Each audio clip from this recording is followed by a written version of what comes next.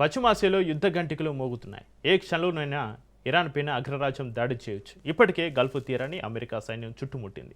Arabia సముద్రం అలజడితోటి ఉప్పొంగిపోతోంది. ప్రపంచంలోని అత్యంత శక్తివంతమైన యుద్ధ నాయకులు టెహరాన్ ముంగిట మోహరించాయి. ట్రంప్ సైనిక కదలికలను చూస్తుంటే ప్రపంచం మరో పెను విలయాన్ని చూడబోతుందా అనే అనుమానాలు బలపడుతున్నాయి. ఇరాన్ను ఉక్కిరిబిక్కిరి చేస్తున్నారు అమెరికా ప్రెసిడెంట్. అసలు ట్రంప్ వ్యూహం ఏంటి? ఖమేనీ ఎందుకు భయపడుతున్నారు? అరేబియా నుంచి పర్షియన్ గల్ఫ్ వరకు మోహరించిన అగ్రరాజ్య ఆయుధ సంపత్తి ఎంత? యుద్ధం జరిగితే భవిష్యత్తులో జరగబోయే పరిణామాలేంటి?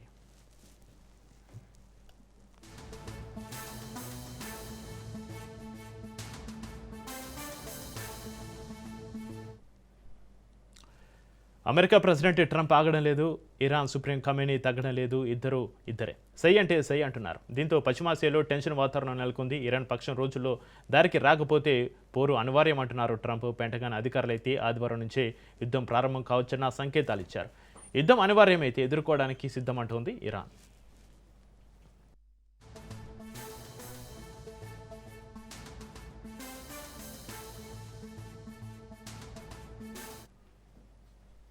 ఇప్పటికే యుఎస్ అబ్రహం లింకన్ వాహక నౌక సిద్ధంగా ఉంది. దక్షిణ చైనా సముద్రం నుంచి పశ్చిమాసియాకు తరలించారు.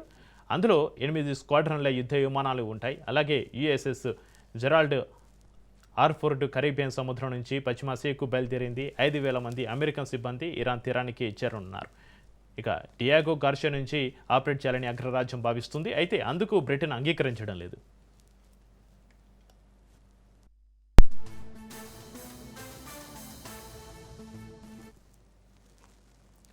ఇరాన్ కూడా అమెరికా దాడి చేయడం అనివార్యమని భావిస్తుంది. అమెరికా షరతులకు అంగీకరించే ఒప్పందాన్ని కుదుర్చుకుంటే యురేనియం శుద్ధిని ఆపేయాలి, బాలిస్టిక్ క్షిపణుల సంఖ్యను తగ్గించుకోవాలి. అలా చేయడం కంటే స్వల్పకాలిక యుద్ధమే వ్యూహాత్మకంగా ప్రయోజనకరమని టెహ్రాన్ భావిస్తుంది. అందుకే తన రక్షణ వ్యవస్థను పటిష్టం చేసుకుంటుంది. కొత్తగా జాతీయ భద్రతా మండలిని ఏర్పాటు చేసింది. అత్యవసర సమయాల్లో నిర్ణయం తీసుకునే అధికారం స్థానిక గవర్నర్లకు ఇచ్చింది. అంతేకాదు ఇజ్రాయలీ నిఘా సంస్థలు దేశంలో చొరబడకుండా కఠిన చర్యలు తీసుకుంటోంది.